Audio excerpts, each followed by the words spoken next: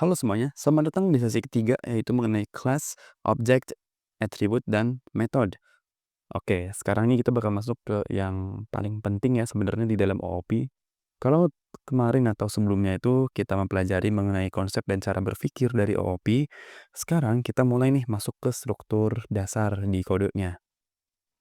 Nah, kalau kita lihat ya, nih, struktur dasar dari OOP itu ada 4, ada class, object, method, dan atribut. Begitu teman-teman. Nah, kita bisa menuliskan bahwa kelas itu adalah suatu blueprint ya. Jadi kita tahu sendiri ya, OOP itu kita membuat suatu objek. Nah, di codingan ada class. Kelas itu kita asumsikan sebagai blueprint atau cetakan, ya. Sementara itu objek itu adalah hasil dari yang kita cetak. Oke? Kita udah punya cetakan. Nah, objek adalah hasil dari cetakan tersebut. Begitu teman-teman. Kemudian ada metode dan atribut. Kalau metode itu adalah fungsi yang ada di dalam kelas. Atau kita bisa mengasumsikan apa yang bisa dilakukan oleh objek tersebut. Misalnya, kita ada objek mobil ya. Oke, kita bisa nyebutin bahwa mobil tersebut adalah suatu objek. Nah, warna dari mobil tersebut itu adalah atributnya. Sementara, kecepatan itu juga masih atributnya ya, teman-teman. Nah, sementara itu untuk, dia bisa berjalan dan bisa rem, itu adalah metodenya, oke? Jadi metode itu seperti perilaku dari suatu objek. Sementara untuk atribut, itu adalah apa yang dimiliki oleh objek. Begitu teman-teman ya. Jadi, kelas itu bukan objeknya, tapi kelas itu cetakannya teman-teman, begitu. Nah sekarang kita ke analogi sederhana nih. Oke, ini ada suatu, blueprint ya, untuk suatu karakter game. Nah, kelas itu adalah blueprint-nya, ya. Terus kita membuat nih, metodenya atau apa yang bisa dilakukan oleh objek tersebut. Nah, yang bisa dilakukan adalah menyerang dan juga defense atau berlindung ya, ini. Kemudian, atributnya dia memiliki HP dan attack. Begitu teman-teman. Nah, kita ada contoh. Kita membuat suatu objek ya, dia itu mempunyai HP 100 dan attack 100. Nah, di sini kita sedang membuat atributnya. Begitu teman-teman. Ya, begitupun yang ini. Kita lagi membuat atributnya. Tuh, kita membuat 2 buah objek yang memiliki atribut, ada HP 100 dan HP 125. Begitu. Untuk metode, itu adalah apa yang bisa dilakukan.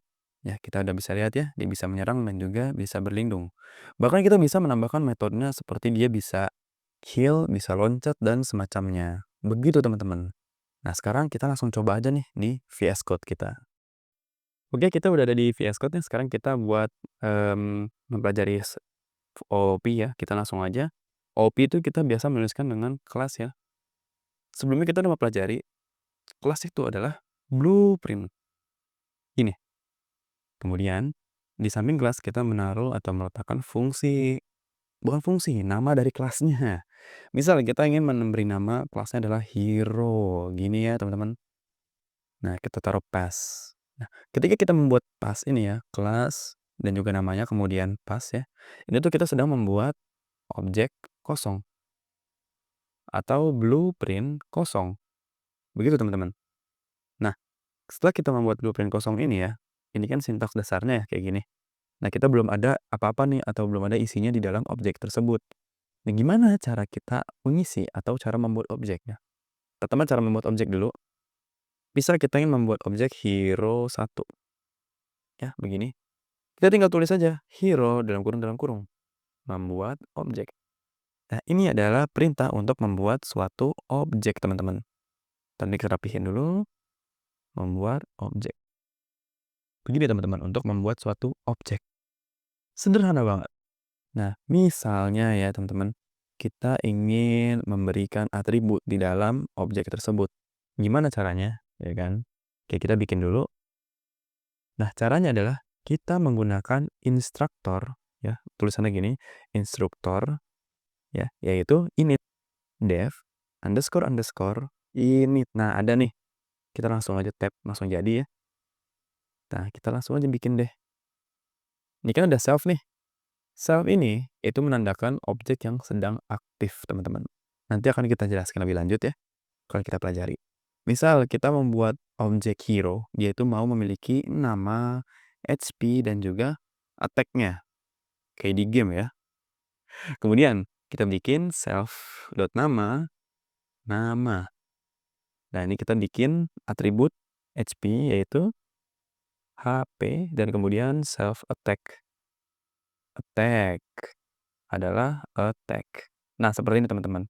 Ini adalah ketika kita ingin membuat suatu atribut ya di dalam objek. Nah, sekarang kita jelasin apa itu self ya. Self ini menandakan ya, self adalah objek yang sedang aktif. Gitu teman-teman.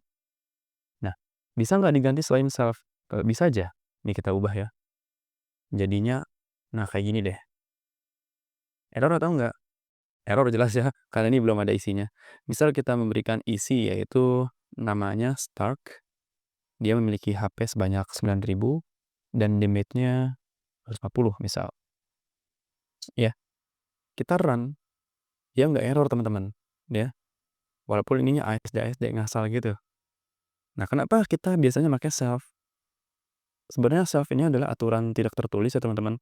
Karena self itu hanya menandakan objek yang sedang aktif, tidak ada arti lainnya. Gitu teman-teman. Nah, kemudian kita ingin membuat objek yang lain, misalnya objek kedua, hero 2. Hero, bisa kita menuliskan email ya. HP-nya kita tulis 10.000 lah ya. Attack-nya kita tulis 150 misal.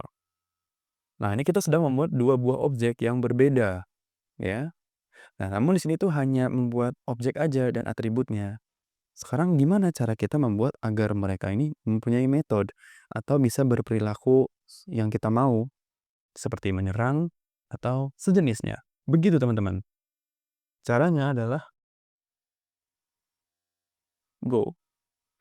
Nah, caranya adalah kita buat di sini ya, ini di bawah sini ya. Kita tulis def. Misalnya kita mau dia itu bisa menyerang ya. Kita tulis fungsi serang gini. Kemudian seperti biasa teman-teman, kita tulis self lagi untuk menandakan objek yang sedang aktif. Kemudian tulis targetnya. Nah, jadi target ini menandakan kita ingin menyerang siapa. Begitu teman-teman. Gitu. Misalnya kita di sini menuliskan print f ya. Terus self.nama ya. Gini menyerang target nama ya, seperti ini. Bisa nggak kayak gini teman-teman? Bisa ya. Target.nama. Begitu teman-teman. Nah, sekarang kalau kita coba langsung ya. Di sini kita langsung tes nih. Ya, dia nggak error teman-teman. Coba kita print ya. Kita panggil fungsinya ya atau metodenya ya. Hero 1 ingin menyerang serang hero 2. Begini. Nah, H-nya gede ya. Hero 1 ingin menyerang hero 2. Nah, kalau kita run ya, dia akan muncul tulisan Stark menyerang email teman-teman. Begitu. Ya. Jadi target nama ini diambil dari ya, bisa kita lihat ya. Nama ini ya. Oke, kita udah bisa nih menampilkan tulisan Stark menyerang email. Tapi kita belum bisa menunjukkan berapa sih yang berkurang dari HP-nya email atau HP-nya Stark ketika diserang. Nah, di sini kita bikin nih. Kita ingin mengurangi target.hp ya. Kita ingin mengurangi darah dari targetnya. Kita tulislah self.attack. Nah, begini teman-teman. Jadi HP dari targetnya ya, atau kalau di sini hero 2 itu akan dikurangin dengan attack yang dimiliki oleh self. Self-nya adalah hero 1. Hero 1 itu si Stark. Nah, attack-nya 250. Begitu teman-teman. Nah, kemudian target.hp ya. Nah, kita tulis aja deh langsung perintahnya ya.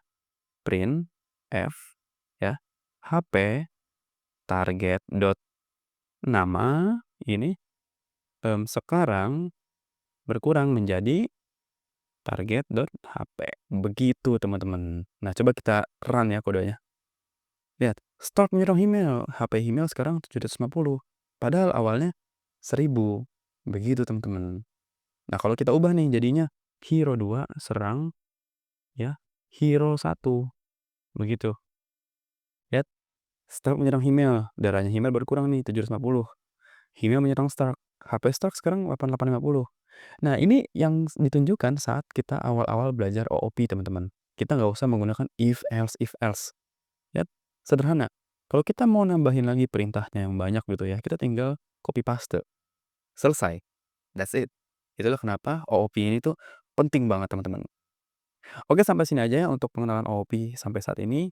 Dan kita langsung ke mini quiz untuk coba eksperimen ya dengan kode yang lainnya.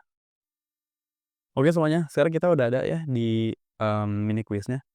Nah, sekarang kita akan ngembangin nih. Tadi kan kita udah bikin sederhana ya, menyerang dan mengurangi HP dari kedua objek. Nah, sekarang kita akan membuat kelas hero. Kemudian, kelas tersebut memiliki metode yaitu serang, heal, dan is alive ya. Nah, alive ini akan memberikan nilai true kalau HP-nya itu masih di atas 0. Kemudian dia akan memberikan nilai false kalau HP-nya di bawah 10. Ini seperti yang tadi sudah dicoba ya, game sederhana mungkin ya bisa disebutnya. Jadi ada metodenya 3 buah, kemudian atributnya ada 3 juga. Ada nama, HP, dan juga attack. Sama seperti yang tadi. Namun di sini ada tambahan, yaitu heal dan alive.